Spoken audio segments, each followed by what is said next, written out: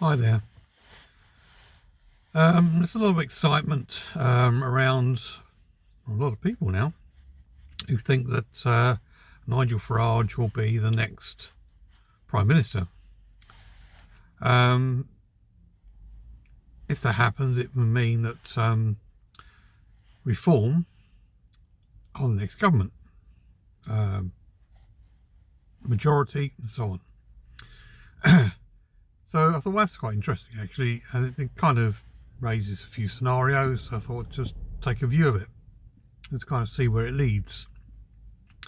So currently they have 5 MPs.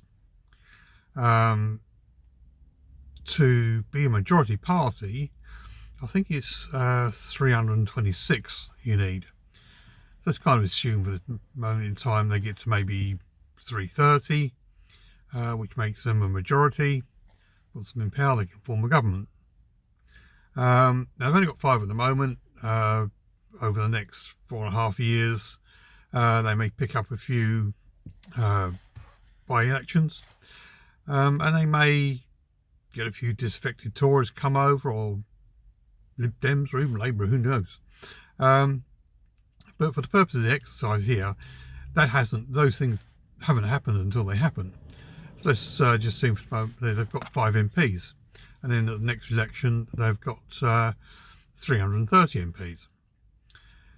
So that puts Farage in number 10, and his first job, despite what Zia Youssef says, is not going to be to phone the First Sea Lord and tell him that he's got to park the Royal Navy across the English Channel and stop the boats coming in. Now, the first thing he has to do is create a government, a working, credible government, and that's when the problems start. He only has 5 MPs who have parliamentary experience. None of the rest, or the 325 as it would be, have any parliamentary experience whatsoever.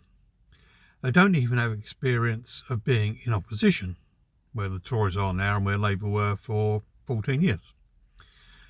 Now, Labour were in opposition, got into government last time round, and it's safe to say they've been pretty much an unmitigated disaster. And a lot of that problem is they've never run anything. They've only been on the sidelines of being in opposition, although they've had people in all the various departments, spokesmen. But of course, being on the sidelines and being in opposition is totally different to being in government, when you actually have to make decisions that really mean something. You know, whatever you decide and it happens, it has an impact on everybody. Now, Labour have that advantage of opposition, but they have no experience of being in government, and it shows. I don't think the front bench have actually ever run anything in their lives, and certainly the backbenchers don't have a clue. Most of them seem to be councillors, people off the streets, who knows. But basically they don't have a clue. And this is the problem that's going to hit reform. They can have 325 MPs with no experience, not even experience in being in opposition. They're just going to go straight to the government benches. And out of all these people who have no experience whatsoever of running a country or a department, or being a spokesman for a government department, or so the shadow spokesman, I should say, for government departments, he's got to find something like 120 people who make up a government. That's the secretaries of state, the various ministers and the junior ministers and the gophers who run around the bottom. But it comes to about 120 people. Now, the Tories have the issue where they've only got 120 people now, 121 I think it is.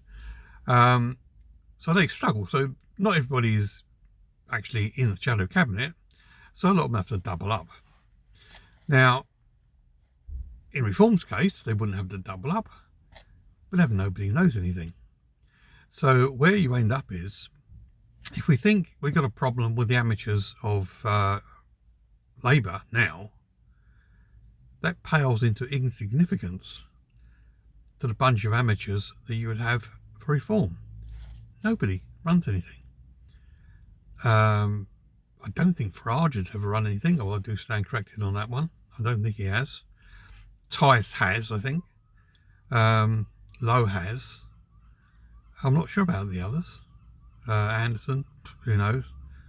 And then, of course, there's the guy they keep in a box who was the girlfriend beater who they don't let out. He probably keep him under wraps. And I have no idea what he's ever done. In fact, you don't hear much of him at all. So that's all they've got. So where are all these people going to come from?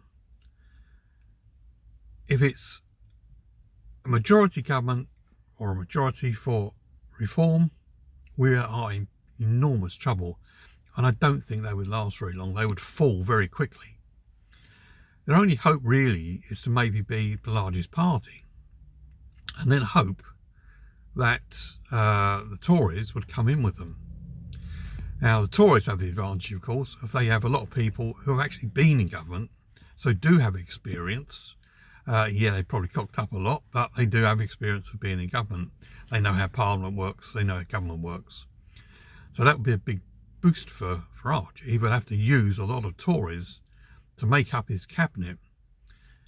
The downside for him is, of course, is that he's been very vocal and very open about the facts he wants to eliminate the Tories. They've got to go. He doesn't want any sign of them whatsoever.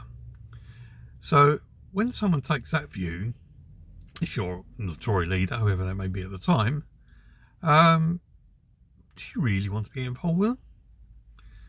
So it's quite possible the Tories will say, no, we don't want to be involved here. You want to eliminate us. Why should we get involved with you?